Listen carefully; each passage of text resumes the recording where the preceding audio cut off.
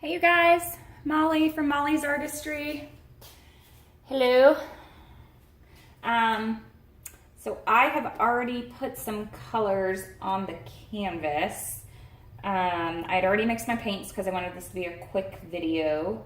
But I've got probably 350, 400 milliliters of paint. It's the same colors. If you guys saw my last video, it's the cerulean blue, light blue, dioxazine purple, and deep magenta. My pouring medium mix is 50% glue, 50% Floetrol. Then to that, so that was 200 mils Floetrol glue, and then to that I mixed in about 25 milliliters of GAC 800, 25 milliliters of liquitex pouring medium, and about 50 milliliters of Creative Inspirations gloss polymer varnish.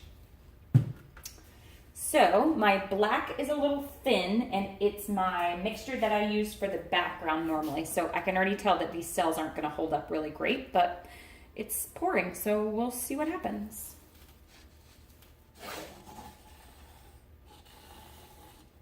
And I'm okay with the black being a background and not necessarily being a ring through it.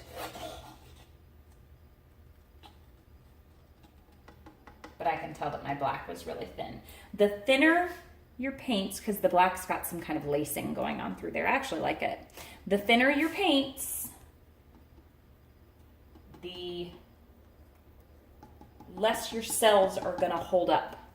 So it's just something to think about. The thicker your paints, the more your cells are going to be able to stay together.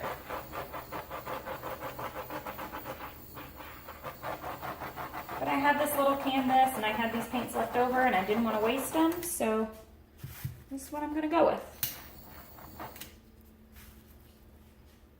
Okay.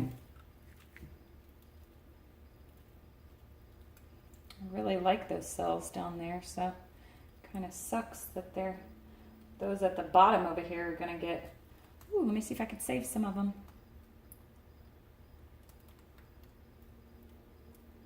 See if I can save some of those too. Bring the paint back to the middle, then over, then up to that side. Oh, I lost all the pretty cells that were over there. Ooh, I really like this one though. This came out really pretty. I kind of like that the black kind of made this kind of swoopy, shadowy effect up at the top. It doesn't always have to be these kind of concrete cells, you know? Fluid art is exactly what it says. It's fluid art. It could be cells. I really actually love this line that's through there. It could be literally whatever you want it to be. And that's what I love so much about this. So if you're trying to watch this to get exactly what I get, I would encourage you not to. I would encourage you to find your own and see what you can get out of it.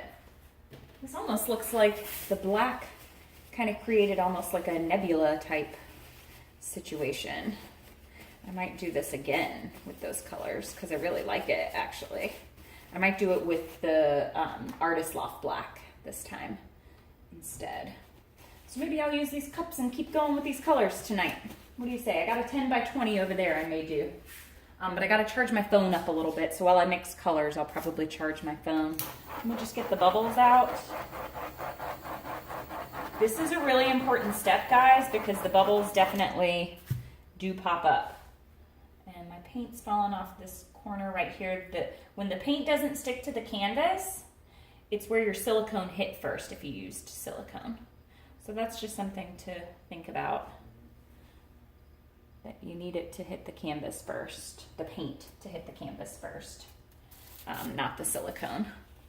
So, but after this dries, you can always go back in. I want some black right there. You can always go back in, retouch your canvas up if it doesn't stick. It's no big deal. I actually really like this pour. All right, let me show you.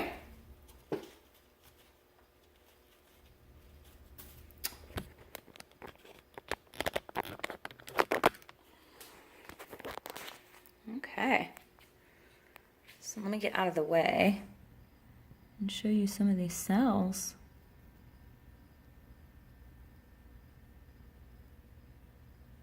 Man, the cells right there are amazing.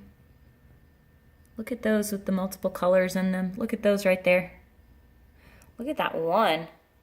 Can you guys see that? Oh my gosh.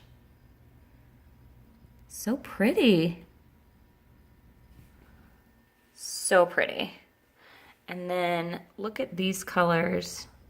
Look at that strip right there that doesn't have any cells in it. I actually love that. And then over here, look at those cells.